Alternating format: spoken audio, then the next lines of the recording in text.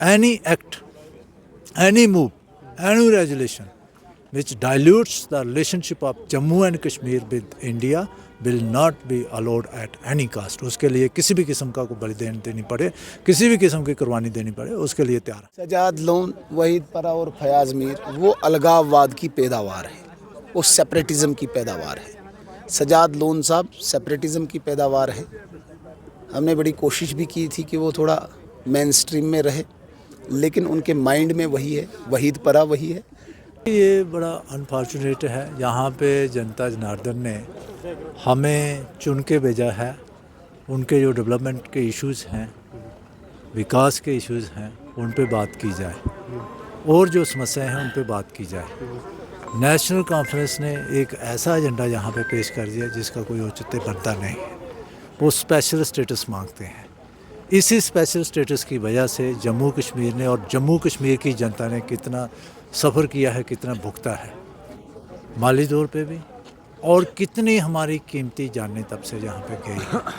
मैं तो ये कहूँगा कि ये बिल्कुल जो हमारे हानेबल स्पीकर भी हैं, उनका भी जो कंडक्ट है वो बाइस्ड है। He is acting on the behalf of national conference only.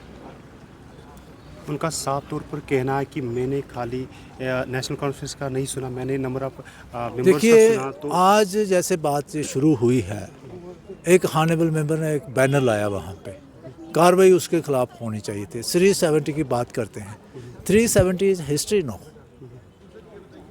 और उस पर कार्रवाई नहीं करते हुए जो हम जनता से इलेक्टेड मेंबर्स हैं, this is our right to put the voice of the people in the house. Not only the right, this is our duty also. We were just performing our bona fide duty to put the voice of the people in the house. जो एक point था उसको रखने की कोशिश कर रहे थे। Unfortunately, the honorable governor acted biased. He acted impartially, और he acted partially rather. Impartial behavior होना चाहिए था। वो करते हुए उन्होंने ही ऑर्डर द मार्शल्स ने मसल पावर यूज करते हुए हमें मिस हैंडल किया, और उसका नतीजा जो इंजरी आई है। I have taken to bone and joint hospital Barzulla, यहाँ पे ट्रीटमेंट हुआ है। लेकिन एक चीज़ मैं कह देना चाहता हूँ, ये इस किस्म की जितनी मर्जी हरकतें कर लें, ये तो छोटी इंजरी आई है। हम तो किसी भी किस्म का सेक्रीफाइस कुर्बानी देने के लिए तैयार है। Any act, any move, any resolution which dilutes the relationship of Jammu and Kashmir with India will not be allowed at any cost. उसके लिए किसी भी किस्म का कोई बलिदान देनी पड़े, किसी भी किस्म की कुर्बानी देनी पड़े, उसके लिए तैयार हैं हम। नीति कोई नहीं, हम तो अपना वैलिड पॉइंट जो है, जेन्युइन पॉइंट है, वो रखने की कोशिश करेंगे। कोई भी एंटी नेशनल जो देश विरोधी ताकत है या देश विरोधी ताकतें हैं, देशद्रोही ताकतें हैं, किसी को भी सिर उठाने की इजाज़त नहीं दी जाएगी। इस पर जो लोग स्पेशल स्टेटस की बात करते हैं, स्पेशल स्टेटस किस लिए चाहिए? स्पेशल स्टेटस का क्या नतीजा रहा? यहाँ पे कत्लो गारत हुआ, यहाँ पे मिलिटेंसी हुई, टेररिज्म आया, और आप कंपेयर कीजिए उस पीरियड को जिस समय जहाँ पे स्पेशल स्टेटस था और जब से एब्रोगेशन ऑफ 370 हुआ, उसके बाद में कितना ब्लड शेड में कमी आई है, कितनी डेवलपमेंट हुई है। वही ताकतें, वही जो बेस्टेड इंटरेस्ट हैं नेशनल कॉन्फ्रेंस के, मैं उसकी बात कर रहा हूँ। That will not be allowed at any caste. मैं आपको कहना चाहूँगा, रेजोल्यूशन की कोई सैंक्टिटी नहीं है, कोई वैलिडिटी नहीं है। ये गैर कानूनी है, अनकॉन्स्टिट्यूशनल है। इसमें स्पीकर साहब खुद मुलव्वस हैं। इस प्रकार से वो हाउस की सालमियत को, हाउस की गरिमा को तार तार करना चाहते हैं। जिस रेजोल्यूशन की नेशनल कॉन्फ्रेंस बात कर रही है, वो इंडियन कॉन्स्टिट्यूशन में कोई वर्ड ही नहीं है स्पेशल स्टेटस। और जिस स्पेशल स्टेटस को ये इंडिकेट करवाना चाहते हैं आर्टिकल 370 में, आर्टिकल 370 एक हिस्ट्री है, आर्टिकल 370 एक इतिहास है, और ये टेम्परेरी प्रोविज़न था जब तक इंडियन कॉन्स्टिट्यूशन यहाँ लागू न हो। जब इंडियन कॉन्स्टिट्यूशन यहाँ पे पार्लियामेंट में पास होके लागू हो गया रीऑर्गेनाइजेशन एक्ट के बाद, कोई भी असेंबली अब पार्लियामेंट के डिसीजन को चैलेंज नहीं कर सकती है अंडर 246 आर्टिकल।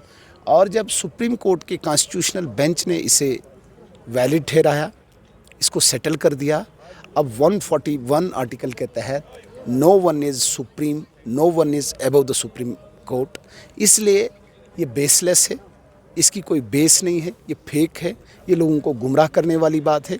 ये नेशनल कॉन्फ्रेंस का स्पेशल स्टेटस है, कॉन्स्टिट्यूशनली इसकी कोई वैलिडिटी नहीं है। नेशनल कॉन्फ्रेंस का अपना एक स्पेशल स्टेटस है। इनकी अब चौथी पीढ़ी ये स्पेशल स्टेटस एंजॉय करना चाहती है, उसके लिए ये है, उसके लिए ये तैयारी है, उसके लिए एक कैंपेन है। इनके दादा मोहतरम शेख मोहम्मद अब्दुल्ला साहब से लेके प्लेबसाइड से लेके एटानमी से लेके पता नहीं आज़ादी से लेके क्या क्या अभी तक हुआ। अब ये नया स्ट्रोक खेलना चाहते हैं स्पेशल स्टेटस को लेके, जिस स्पेशल स्टेटस के तहत नेशनल कॉन्फ्रेंस के लोगों ने यहाँ पे 20,000 21,000 से ज़्यादा कत्ल करवाए हैं आम कश्मीरियों के। तुफेल मत्तू जैसा एक स्टूडेंट यहाँ पे मारा जाता है, यहाँ पे यूसुफ शाह जैसा कत्ल होता है। ये नेशनल कॉन्फ्रेंस का स्पेशल स्टेटस है। दोबारा से उसी प्रकार के कत्ल गारत करवाना चाहते हैं। कश्मीरी पंडित उस स्टेटस के तहत इनके भागे, वो अब होगा नहीं। और सजाद लोन, वहीद परा और फयाज मीर वो अलगाववाद की पैदावार है, वो सेपरेटिज़म की पैदावार है। सजाद लोन साहब सेपरेटिज़म की पैदावार है। हमने बड़ी कोशिश भी की थी कि वो थोड़ा मेन स्ट्रीम में रहे, लेकिन उनके माइंड में वही है, वहीद परा वही है।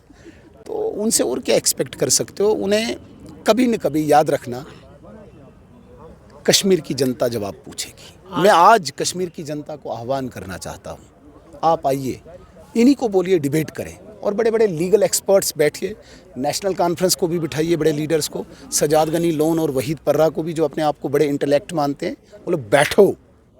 आप सुप्रीम कोर्ट में भी जाके फ़ोटो शो करके आए हो, और तब कश्मीरियों को दिखाया, हमने सुप्रीम कोर्ट में चैलेंज किया, फिर बताया अब सुप्रीम कोर्ट से उम्मीद है।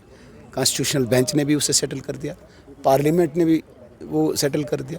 अब मुझे बताइए, एक टेम्परेरी प्रोविज़न को, जिस टेम्परेरी प्रोविज़न को कांग्रेस ने नेशनल कॉन्फ्रेंस की मदद से 60 साल तक रखा, उसको धराशायी किया।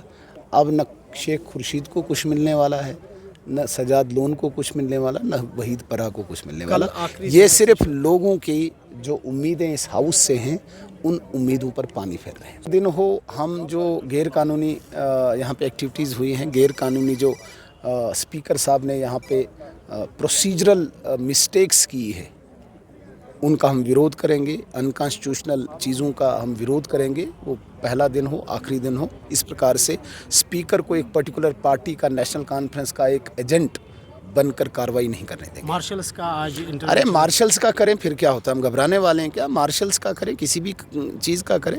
भारतीय जनता पार्टी की मैन्युफैक्चरिंग जो है पोजीशन में हुई है, हम मार्शल से घबराने वाले नहीं हैं, डरने वाले नहीं हैं। Thank you so much. देखिए, जैसे कि कल आपने देखा, कल भी एक ऐसा रेजोल्यूशन लाने की कोशिश की गई जिसका ऑलरेडी असम्बली का हमारा डोमेन उसमें नहीं है। पार्लियामेंट में वो चीज़ ऑलरेडी सेटल हुई है, सुप्रीम कोर्ट ने उस पर ऑलरेडी मोहर लगाई है, और वो एक भद्दा मजाक जो हम कहें कश्मीर की अवाम के साथ, जम्मू की अवाम के साथ एनसी ने करने की कोशिश की। और आज देखिए, आपकी असम्बली में एक बैनर लेकर आ गए, जो कि असम्बली जो स्पीकर साहब को उसमें ऑब्जेक्ट करना चाहिए था। He is a custodian of assembly, he is custodian of constitution, तो उसको ऑब्जेक्ट करना चाहिए था। हमने जब उस पर बात की तो एक अलग ही माहौल यहाँ पे बन गया, हमें बोलने नहीं दिया गया। और जिस कॉन्स्टिट्यूशन की शपथ स्पीकर महोदय ने ली है, उन्होंने उसको भी वायलेट किया, और he is behaving like a speaker of a particular party, तो वो कभी भी बर्दाश्त नहीं किया जाएगा। वो लोगों के साथ भी मजाक है। और हम चाहते थे कि ये जो बिज़नेस है, पार्टी जो असम्बली का बिज़नेस है, वो चले, और जो गवर्नमेंट चुन के लोगों ने भेजी है वो काम करे, अपने मैनिफेस्टो पे काम करे। लोगों को जो 2-2 सिलेंडर उन्होंने फ्री देने की बात की, उस पर बात करे, जो फ्री राशन की बात करे, पेंशन की बात करे, और 1 लाख नौकरियों पे बात करे। तो मुझे लगता है कि जो एनसी गवर्नमेंट है वो उन चीज़ों पे, मुद्दों से चीज़ें हटाना चाहती है, लोगों की नज़रों में आई वॉशर डालना चाहती है, और वही उन्होंने एक किया भी। और साथ ही में उनके साथ मिली हुई कांग्रेस, जिसने आज जो प्रो सेपरेटिस्ट, प्रो पाकिस्तानी और एंटी नेशनल जो रेजोल्यूशन कल लाया है उसकी सपोर्ट उन्होंने की, तो इसलिए हमें बुलंद आवाज़ में, opposition is a shadow government, तो हमारा काम है हम एक पॉजिटिव क्रिटिसिज्म करें, सही को सही बोले और गलत को गलत बोले, वही भाजपा ने की। जब भी इन्होंने रेजोल्यूशन टेबल करने की बात कही, क्योंकि कल का जो बिजनेस था, वो जो एलजी महोदय का भाषण था, उस पे चर्चा होनी थी, क्या बिंदु उन्होंने छोड़े हैं उन पे हमने बात करनी थी। हमने बिजली, पानी, हेल्थ केयर, स्कूलों की बात करनी थी, मगर वो इन्होंने नहीं की। इन्होंने अचानक से ही एक रेजोल्यूशन जो anti national pro separatist resolution लाने की इन्होंने बात की, वो इन्होंने टेबल कर दिया और ना उस पर कोई डिस्कशन, और बड़े हेस्टी मैनर में महोदय ने उस पर बोला कि आप वोटिंग करें, अभी वो पास है कि नहीं। मगर मैं आपको ये भी बताऊं, अगर आप उस डॉक्यूमेंट को पढ़ें तो वो एक रद्दी का टुकड़ा है, वो कुछ भी नहीं है ना। अगर वो ये कहते हैं कि हमने वो पास कर दिया और इम्प्लीमेंट कर दिया, ये असेंबली का मैंडेट ही नहीं है, ये पार्लियामेंट का मैंडेट है, ये सेंटर स्टेट रिलेशन डिसाइड करने का मैंडेट है, जो हमारी असेंबली को नहीं है। तो लोगों की नज़रों में एक धूल झोंकने का काम एनसी, पीडीपी और कांग्रेस आज कर रही है।